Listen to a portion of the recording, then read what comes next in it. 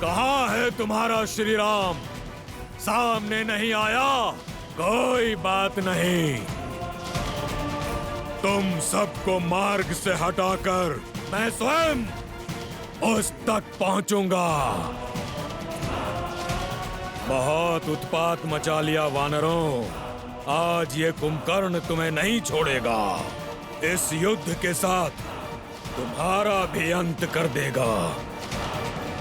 वीरों, ये भागने का समय नहीं, युद्ध में भाग लेने का समय है। भागते वो हैं जो कायर होते हैं। हम श्री राम की सेना हैं, साहसी हैं, बलशाली हैं। शत्रु जितना भी विशाल हो, जितना भी भयावह हो, परंतु है अधर्म के साथ ही, और हम श्री राम की सेना धर्म के साथ हैं। इसीलिए बिना डरे आगे बढ़ते रहो, जीत हमारी ही होगी। जय श्री राम, जय श्री राम। राम नाम का गूंजता तो मन में शक्ति भर। अंगद,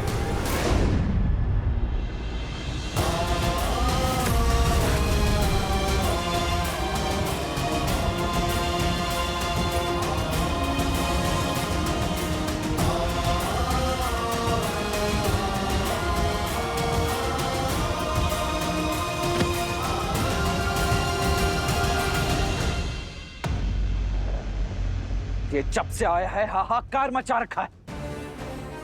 हम किस क्षण की प्रतीक्षा कर रहे हैं भैया? इसकी निद्रा भी पूरी हुई नहीं है। चलिए हम चलकर इसे सदा सदा के लिए निद्रा दे देते हैं। नहीं प्रभु, कुंभकर्ण मेरा भाई है, मैं इसे भली भांति जानता हूं। ये दशानन के साथ अवश्य है, किंतु इसके मन में कोई पाप नहीं। आप केवल एक बार मुझे इसे समझाने का, इससे बात करने की आज्ञा दीजिए। वो धर्म और अधर्म के बीच का भेद जानता है। भाई के स्नेह में कदाचित आप भूल रहे हैं विभीषण जी। इस समय वो आक्रमण कर रहा है और क्रोध की अग्नि समझ को भस्म कर देती है। ऐसे में यदि उसने आप पर आक्रमण कर दिया तो नहीं, इस समय आपका वहां जाना उचित नहीं है। नहीं लक्ष्मण जी, कुंभकर्ण मुझसे बहुत प्यार करता है, वो मुझे कुछ नहीं करेगा। विभीषण का कथन उचित है लक्ष्मण। इस युद्ध का उद्देश्य अधर्मियों का नहीं, अधर्म का नाश करना है। धर्म के मार्ग पर चलने का अवसर तो घोर अपराधियों को भी मिलता है। इस अबुद्धि को भी एक अवसर अवश्य मिलना चाहिए। जाओ विभीषण, और अपने भाई को धर्म के पावन आंचल में आने का अवसर दो, इससे पहले कि अधिक विलंब हो जाए। उसे अन्याय करने से बचा लो।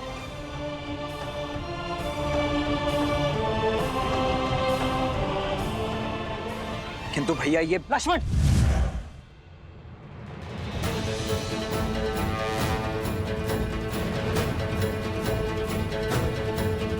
आक्रोश जोश क्रोध का ये क्षण है प्रतिशोध का। ललकार और पुकार का ये क्षण है अति विरोध का। विभीषण को अपना कार्य करने दो लक्ष्मण। हमें इन राक्षसों को रोकना है।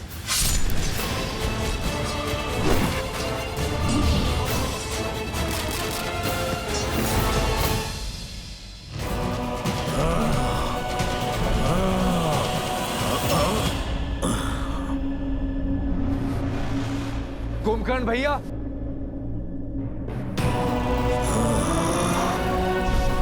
मत छुओ मेरे चरण विभीषण। धर्म के पथ पर चलने वालों को अधर्मियों से आशीर्वाद कहाँ मिलता है। आज भले ही हम दोनों अलग दिशाओं में खड़े हैं, किंतु है तो भाई ही ना। क्या अपने इस छोटे भाई को बात करने का एक अवसर भी नहीं देंगे?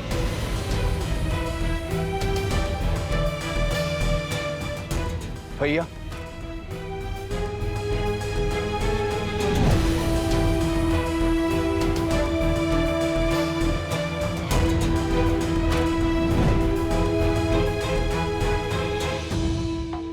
कभी सोचा नहीं था जिस भाई को इतने प्रेम से पाला वही हमारे जीवन लेने को आतुर होगा। युद्ध भूमि में शत्रुओं से जा मिलेगा, विश्वासघाती बन जाएगा। तुमने न केवल लंकेश के पीठ पर प्रहार किया है, बल्कि पूरी लंका के विश्वास को तार तार किया है। अपने भैया के विरुद्ध जाना मेरा निर्णय नहीं, नियति थी। मैं तो केवल वही प्रयास कर रहा था जिसके लिए वचनबद्ध था, जिसका आशीर्वाद मैंने ब्रह्मदेव से लिया था। दशानन भैया ने मेरा तिरस्कार किया। तो शीश रावण के विरुद्ध खड़ा होगा, उसे राजद्रोही माना जाएगा, उसे मृत्यु का पात्र माना जाएगा। कितनी बार दशानन भैया को समझाने का प्रयास किया कि माता सीता को प्रभु श्री राम को सौंप दे और बचा ले इस राक्षस कुल को, किंतु किसी ने मेरी नहीं सुनी। जब लंका से त्याग दिया गया तो प्रभु श्री राम की धर्म की शरण में आना पड़ा। अद्भुत! धर्म के आवरण पर एक भाई का धर्म छिपा रहे हो विभीषण। लंका से निकाल फेंके तो मेरे समीप आते, माता केकसी के पास जाते, या यही बैरागी बन जाते। पर उस वनवासी के पास जाना तो अनिवार्य नहीं था भैया, किंतु इतने वर्ष भैया के साथ उनके साहस का लाभ उठाकर अब साथ छोड़ दिया। यदि भैया ने अधर्म किया है तो उस समय ही उनका साथ क्यों नहीं छोड़ा? जब भैया ने लंका हथियाई थी, कुबेर को निष्कासित किया था, जब तुम चट्टान पर से गिरने वाले थे, भैया छोड़ सकते थे तुम्हारा हाथ, पर नहीं छोड़ा, क्योंकि विष्णु भक्ति सही, परंतु तुम उनके भाई थे। वाद विवाद, धर्म अधर्म की बात बाद में, सर्वप्रथम भाई का धर्म निभाना चाहिए था तुम्हें।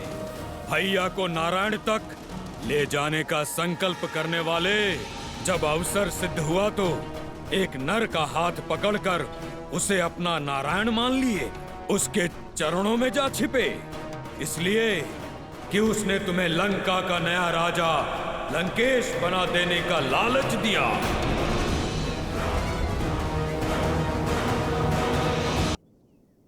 आप क्रोध में हैं, किंतु भीतर से आप भी जानते हैं कि आपका ये छोटा भाई स्वार्थी नहीं है। परमार्थ के लिए लंका छोड़ी। मैं भी अपने भैया का शुभ चाहता हूं। यदि आप भी अधर्म के विरुद्ध हैं, तो ये विध्वंस क्यों भैया?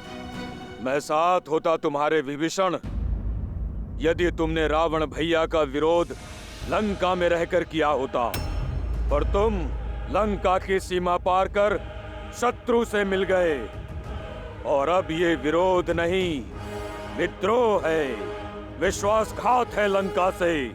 और मैं जो कर रहा हूँ वो विध्वंस नहीं, सुरक्षा है, निष्ठा है मेरी अपनी लंका और लंकेश के प्रति। भैया, मेरी बात को समझने का प्रयास कीजिए। आपका ये छोटा भाई धर्म की ओर है, और प्रभु श्री राम साधारण मनुष्य नहीं है, साक्षात नारायण का रूप है।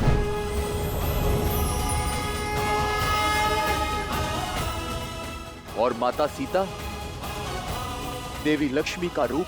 होंगे वो तुम्हारे भगवान, किंतु मेरे भगवान केवल मेरे रावण भैया हैं। कोई अस्तित्व नहीं था हमारा लंकेश के बिना।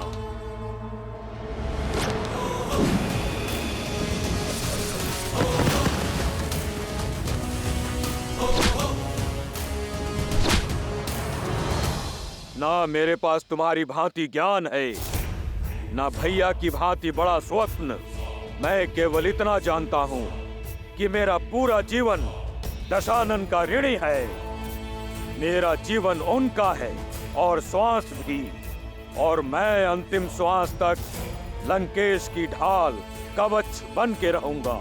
मेरे भाई के लिए मेरा अंग अंग लड़ेगा, तुमसे भी और तुम्हारे उस वनवासी नर से भी जिसे तुम सिंहासन के लालच में नारायण समझ बैठे हो। नहीं भैया, मुझे राजपाट, पद प्रतिष्ठा किसी का लोभ नहीं। चाहे तो ये मुकुट क्या, मेरा जीवन ले लीजिए भैया, किंतु अधर्म का साथ छोड़ धर्म की ओर आ जाइए भैया। इससे दशानन भैया को भी अपनी भूल का आभास हो जाएगा और वो भी प्रभु श्री राम के शरणागत हो जाएंगे। तीनों लोगों के स्वामी को एक तुच्छ नर के आगे झुकाना चाहते हो तुम? एक भाई तो दूसरे भाई का अभेद कवच होता है, किंतु तुम वो बाण हो जिसने अपने ही भाई के हृदय को भेद दिया। भेदी हो तुम। संसार तुम्हें सदा विश्वासघाती के रूप में स्मरण रखेगा। रावण का भेदी कहेगा, घर का भेदी कहेगा।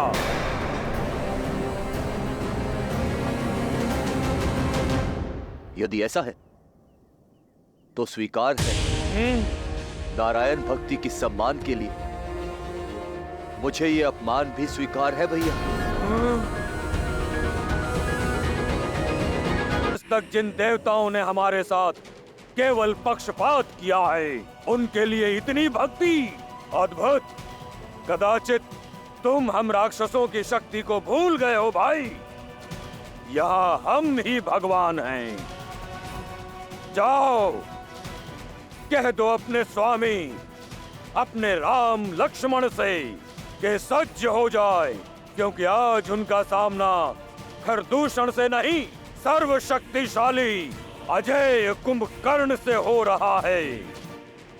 मन करता है तुम्हारे प्राण अभी ले लो, पर तुम दोषी भैया के हो। इस युद्ध के पश्चात तुम्हारा निर्णय वो स्वयं लेंगे। जाओ, चले जाओ विश्वासघाती।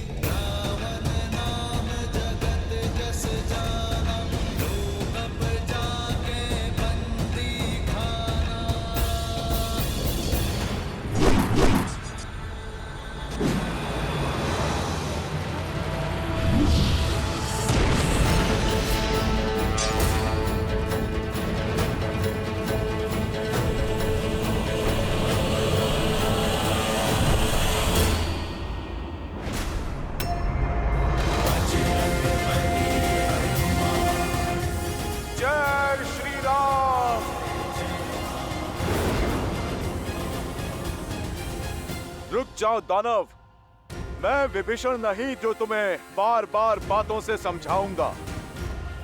मैं संहार करूंगा। तुम करोगे मेरा संहार? तुम जैसे तुच्छ वानर से लड़ना मेरी क्षमता का अपमान है। जय श्री राम।